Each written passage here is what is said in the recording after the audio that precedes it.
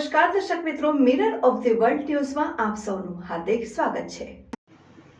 વડતાલમાં ચાલતી 4 દિવસીય બાળ યુવા શિબિર 9ની પૂર્ણાહુતિની પૂર્વ સંધ્યાએ સંતો શિબિરાર્થીઓ દ્વારા પહેલગામ આતંકવાદી હુમલાના ભોગ બનેલા મૃતકોને શ્રદ્ધાંજલિ અર્પણ કરી। વડતાલ ધામ શ્રી સ્વામિનારાયણ સંપ્રદાયની રાજધાની ગણાતા વડતાલ સ્વામિનારાયણ મંદિરમાં છેલ્લા 4 દિવસથી શ્રી સહજાનંદ બાળ બાલિકા શિબિર 9માં ચાલી રહી છે। શિબિરની પૂર્ણાહુતિની પૂર્વ સંધ્યાએ વડતાલ ખાતેના સંતો ભક્તો અને શિબિરાર્થીઓ દ્વારા જમ્મુ કાશ્મીરના પહેલગામમાં આતંકવાદીઓએ ધર્મ પૂછીને નિર્દોષ પ્રવાસીઓ ઉપર અંધાધૂંધ ગોળીબાર કરી 28 લોકોની હત્યા કરવાના વિરોધમાં શ્રી સ્વામિનારાયણ મહામંત્રની ધૂન કરીને કેન્ડલ માર્ચ સાથે મૃતકોને શ્રદ્ધાંજલિ અર્પણ કરી હતી।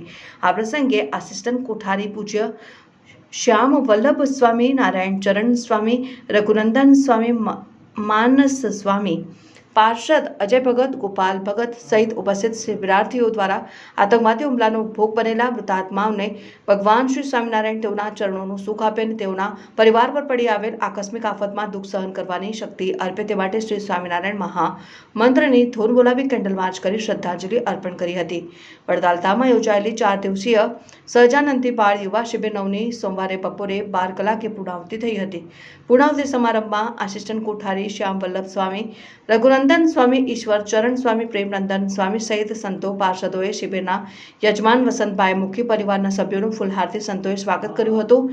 સૌ શિબિરાર્થીઓએ તાળીઓના ગડગડાટથી સાથે જાહેરાતને વધાવી દીધી હતી। વડતાલ ખાતેના આચાર્ય પરમ પૂજ્ય ધર્મધુરંધર 1008 આચાર્ય શ્રી રાકેશ પ્રસાદજી મહારાજના શુભ આશીર્વાદ સાથે શ્રી સહજાનંદ બાળ યુવા શિબિર 9નો શનિવાર તારીખ 26મી એપ્રિલના રોજ વડતાલ મંદિરના ચેરમેન ડોક્ટર સંત સ્વામી તથા મુખ્ય કોઠારી દેવપ્રકાશ સ્વામી સહિત વડીલ સંતોના હસ્તે દીપ પ્રાગટ્ય સાથે શુભારંભ કરવામાં આવ્યો હતો।